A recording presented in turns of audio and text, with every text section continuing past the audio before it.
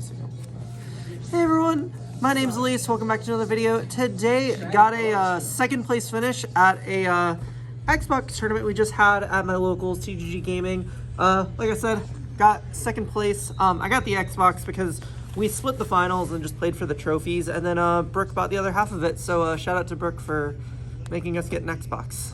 Are you happy with your purchase, babe? She said yes. But anyways, today I played the bird deck, the good old Lyrilusc Tri-Brigade. I genuinely think this is the best deck. Like, sure, Sword Soul's more represented, but why are you putting it down? Oh, this is professional. I love it. But anyways, I think it just has the highest ceiling and just like the most explosive, anything. And it's just the best deck, I think, personally, even though Sword Soul's more represented. And I don't know, I just like being able to play a good combo deck again. I really like it a lot. There's a couple cool tech choices in it, a couple weird choices, but we'll get into that in a minute. But first, we're going to do shout-outs. First shout-out goes to Ophidian Accessories, the good old sponsor. Use code Ophidian5 for 5% off to get already insanely cheap mats for even cheaper, and they're very nice, good quality. Like, this mat definitely looks nice. You can get some Naruto action. There's plenty of different mats. They're really insane, so you should check them out. Next shout out goes to Justin Singh, who made the list. Duh, weird, imagine. Shout out to Brooke for lending me the Tri-Brigade cards and just being the best girlfriend ever. Shout out to TGG Gaming for running the event and just being an amazing local. Always happy to make it so this place has more amazing tournaments. So if you guys live in Minnesota, make sure to support them. Shout out to Hender because he said he needed a shout out for some reason. I love you too, friend. Shout out to Mapes for lending me the collector rare Draco Future. I almost forgot about that, but then shout out to Lang for judging the event. I don't know. He's a good boy. Anyways, let's just get straight into the profile. Played 3 Warbler and 3 Sparrow. That's standard. Only 2 Canary, 2 Sapphire, and 1 Wagtail. So originally we were only playing 1 Sapphire, but it just ended up needing to be necessary. The 2 Canary and the 1 Wagtail are kind of the weird ratios. So the reason why for 2 Canary is just, it's not like insane just to open on its own, and even though it is insane to have and you want to have like multiple for like, follow up, whatever, it's hard to justify at 3 at the same time when you need to fit in other cards. So we just decided to make the choice to not play it. Wagtail is one I kind of wish still could have been at 2, but you can usually just control when you get it, and just once you resolve it, you're usually fine. You don't need to do it again. Like, getting it banished off Desire sucks, but like, you just gotta take the chance. Yeah, but that's it for the bird cards. For tries, 3 Nerval, Refractal, Karis, Kit. There's part of me that would wish we could play a second Karis, but it's just too much of a brick. But like, there are some situations where I feel like it comes up, but otherwise, I don't know. Just opening too many Tri-Brigades sucks, and you don't really want to do that if you don't have to. And then for the last engine monster, the 1 Avian.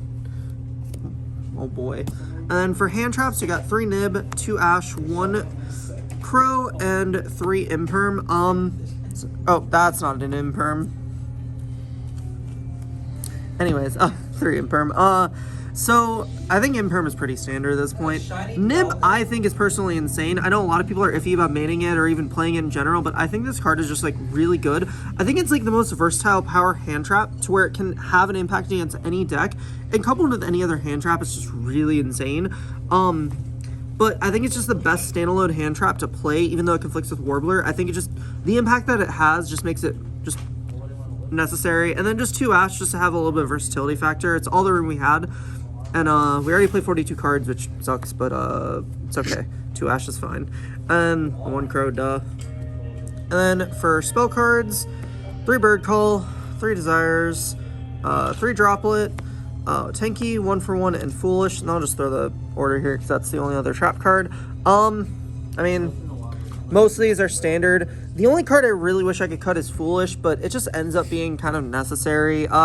Droplet's another thing where you could like fit another going second card in, but I think Droplet's just good and versatile, and like is good going first or second, and just is universally has potential like usage against any deck, so I think it's just nice to have. I don't know. Desires, we were trying to play either like Prosperity or even like Jack in the Hand or something else, but Desires just unfortunately ended up being the right one, and I hate it, but at the same time it's just necessary. That's it for the main deck. Like I said, 42 cards. It's not my fault, I swear. Justin said the math works. That's all I know. He said the math works, and we just have to live with it. Apparently. The extra deck got 2 Recital, 1 Nightingale, and 1 Ensemble, and then the 1 Future, Drake of Future, and then the Zeus for the XYZs. Don't play Downer because there's actually another spot in our extra deck we needed Space Force, so we'll get into that in just a second. And then play the 1 for Jeet, Bearbrum, Rugal, and Omen. So I guess the weirdest thing about this is the Bearbrum. So as you saw, we don't play Revolt in the main deck. I also don't play it in the side deck. Also, you don't see Oath in my deck list at all since I don't play the second Sure Egg. So what the Bearbrum is for, along with the Rugal. So the Rugal instead of Doom Eagle because it just plays around Protos. So this whole play is a play around Protos because you can like summon a Tri and then banish to summon the Bearbrum, discard 2 to summon back a Tri that's banished that you haven't used the effective yet on field, and then use that banish for summon the Sure Egg, and then make this and this into, or one of your Tris and the Bearbrum into Rugal, and then your last Tri and the Rugal to make the access code, which just goes for game because that's banish 1 and then pop 2, so it is definitely nice. I kind of wish second Sure Egg could have been played, but it's just, you only really need it for that. What are you doing? It's mic check. What? No, you can show it. Like, what the fuck? It's a microphone check. Sure, why not? But yeah, it's I don't know. I liked this package a lot. It came up definitely a few times, and just having that option is really nice.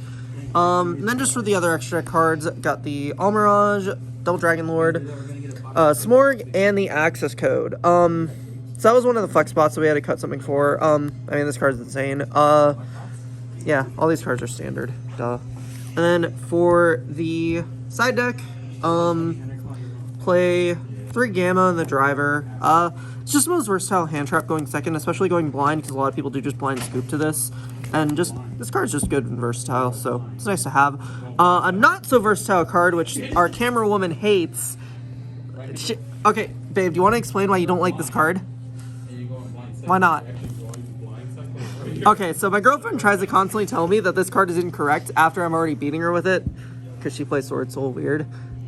But, true. But no, I think Token Collector is just really good, because, the thing is, one of the most represented decks of the format is definitely Sword Soul. And, with, like, you having all your other slots devoted to dealing with, like, your other matchups well enough, it's probably fine to devote 1 slot to doing that, and then just having the rest of your deck carry, because it's not like this deck can't go second, so you can afford to, like, cut the 1 slot and then still have enough going second against every other deck. So, and plus this is good going first against Sword Soul. This is also another reason why you need Foolish in the deck still, but oh well. And then Double Twin in the reboot is the only back removal. Kind of wish I could have played 3, but oops. Take out the reboot. Nah, you need the reboot because of these cards right here. 3 Featherstorm, 2 Barrier. Kind of wish you could cut Barrier. Barrier's not even that good. Because that totally does the same thing, sure. But, yeah, Featherstorm's insane. I don't know. Like, this card is only really, really insane against Sword Soul. Every other deck, they always have, like, different options. But, like, I don't know, this card's fine. I don't know what I would play instead. But, yeah, that is... But I thought this was your flex spot. What? No. So you played 5 cards in your side deck for Sword Soul? It's not just for Sword Soul. It technically comes up against other stuff. You can bring it back up now. It comes up against other stuff too, but like it's... Why are you like this? Alright, but yeah, that is it for the deck list. I don't know, I really like this deck right now and just... But